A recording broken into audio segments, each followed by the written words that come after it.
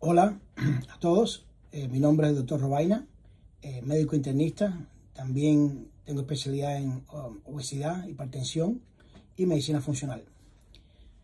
Hoy quiero hablarles a todos de un tema muy interesante y muy importante, que es la prevención de salud y la prevención de enfermedades crónicas.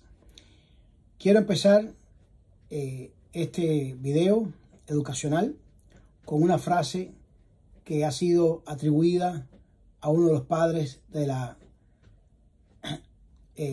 Constitución de Estados Unidos, el señor Benjamin Franklin, que dijo: más vale una gota de prevención que una tonelada de cura. Y creo que esto es una frase no tan solo popular, es una frase muy sabia. Vamos a empezar hablando un poquito de cuáles son las enfermedades crónicas que más afectan a la población de Estados Unidos y en general a la población mundial. Estas son principalmente la diabetes mellitus tipo 2, la enfermedad de hipertensión arterial, la enfermedad de alto colesterol o hiperlipidemia, la obesidad, que la conecta a estas tres, y todas en conjunto son los llamados factores de riesgo cardiovascular que conllevan a la enfermedad de aterosclerosis coronariana o isquémica, que es la causa de muerte más común en el mundo entero y en Estados Unidos. De tal manera que las enfermedades cardíacas o enfermedades isquémicas y coronarianas son la causa más común de muerte, por encima de enfermedades infecciosas como la malaria, como la tuberculosis, que aún son bastante comunes y frecuentes en los países menos desarrollados, como países de África o algunos países asiáticos, incluso de Latinoamérica. De esta manera nos enseña lo importante que es prestarle atención a las estadísticas de estas enfermedades. ¿Y cuáles son esas estadísticas? Bueno, en Estados Unidos tenemos que en general la obesidad tiene casi que un 37% de incidencia o prevalencia. Estos son datos del 2025, lo que muestra un pequeño mejoría con relación a la última data del 2022, que era 39.9%. A nivel mundial se calcula que está más o menos en un 16%. La diabetes tipo 2 en Estados Unidos tiene una incidencia o prevalencia en general de 11.6 y a nivel mundial de 11.1. La data de Estados Unidos es acorde con el Centro de Disease Control de Atlanta, y la data mundial es de acuerdo con la Organización Mundial de la Salud. La hipertensión es aún mucho más frecuente. En Estados Unidos llega hasta un 48%. Son casi la mitad de la población americana padece de presión alta, mientras que a nivel mundial es aproximadamente un 25%. La enfermedad por enfermedad de coronariana o aterosclerosis heart disease, conocida así en inglés, tiene una incidencia global más o menos de un 5%, pero sigue siendo, como habíamos dicho, la primera causa de muerte tanto en Estados Unidos como a nivel global. Y como habíamos dicho, esto son todas interrelacionadas.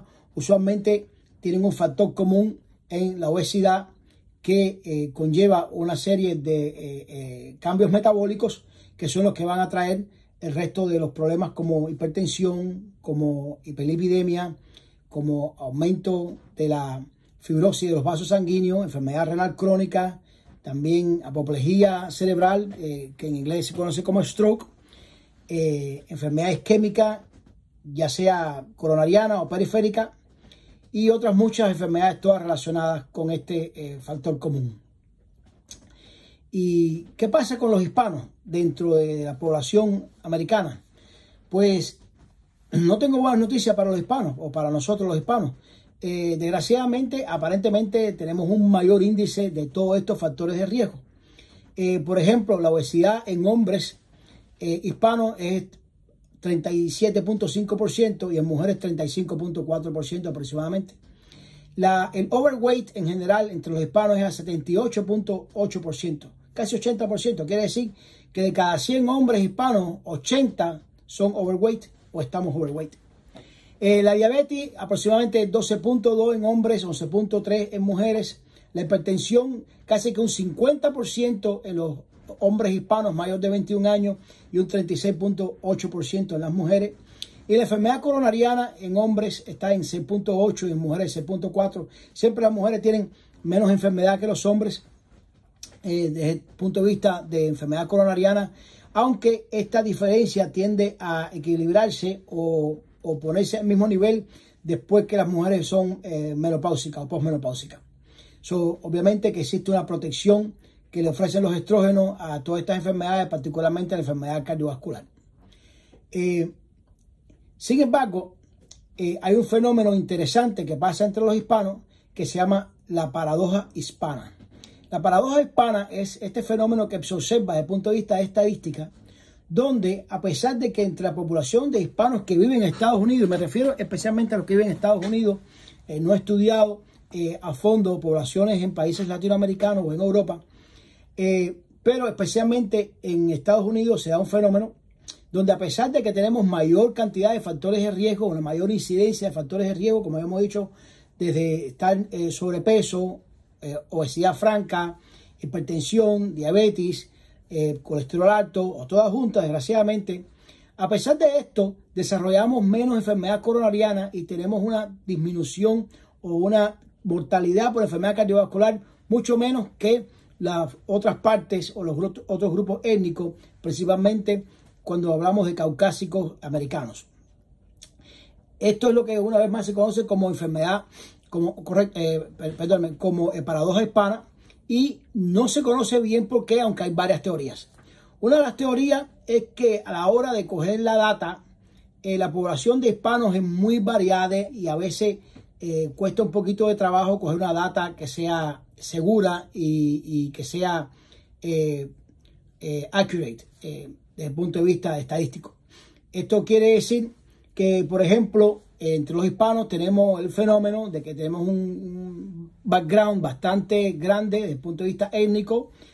Muchas personas tienen un poco más de background de origen europeo o caucásico, otras personas tienen un background más de origen, vamos a decir, de Latinoamérica como tal, o nativo o indio nativo, y algunas tienen también bastante background desde el punto de vista de descendiente, afrodescendiente. Esto provoca que haya a veces una dificultad en conseguir la data específicamente basado en certificados de función, que es como se obtienen usualmente estas datas de mortalidad. También se cree que un factor predominante que puede explicar en parte este fenómeno de la paradoja hispana es que las personas que migran desde nuestros países latinoamericanos hacia Estados Unidos usualmente son personas que vienen con una característica física buena, fuerte, saludable, y que eso hace que sean un poco más saludables que en sus otras partes o otras personas que no han emigrado o que se han quedado en sus países o las que viven aquí. Esa ventaja aparente que tenemos desaparece después de 2 o 3 décadas viviendo en el país.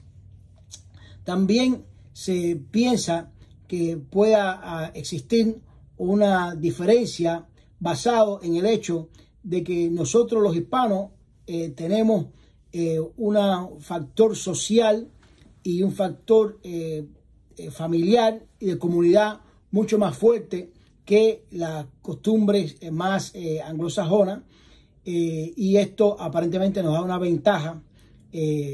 Vamos a ver en otro episodio de por qué se conoce que la vida en comunidad y la vida en familia y esa interacción social aparentemente ofrece una ventaja de longevidad.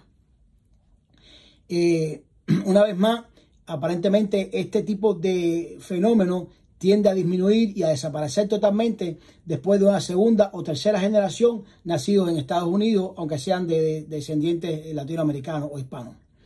Pero en términos generales, aparentemente se conoce que nos da mucha ventaja toda una serie de factores socioeconómicos y culturales, a pesar de que por generalidad las poblaciones de hispanos tienen una economía mucho menos fuerte que los contrapartes americanos, y eso obviamente ofrece una disminución de los cuidados médicos.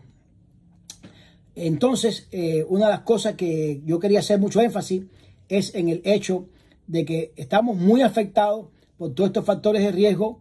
Nos afecta mucho desde el punto de vista de población, y obviamente eso tiene un elemento muy fuerte en la familia, porque si un hombre que es vamos a decir que sea la principal fuente de ingreso de la casa, fallece o tiene una enfermedad debilitante a los 40, 50 años, obviamente que eso causa un fenómeno bastante difícil de sobrepasar. Entonces, necesitamos hacer cambios en nuestro estilo de vida, necesitamos hacer cambios que no tan solo lo hagamos nosotros, pero se lo enseñemos a las generaciones futuras para poder disminuir todas estas enfermedades crónicas, como la diabetes, como la hipertensión, como la enfermedad cardiovascular, como el colesterol alto, que todas al final tienen un factor común que habíamos dicho, que es los estilos de vida que hemos escogido, la dieta que tenemos, el sedentarismo o falta de actividad física, otros tipos de problemas de estilos de vida que a veces desarrollamos y que necesitamos cambiar, y que además podemos cambiar, no es tan difícil, necesita un poco de trabajo, un poco de esfuerzo, un poco de, vamos a decir, de sacrificio, y más que nada compromiso. Yo siempre digo que se trata del compromiso.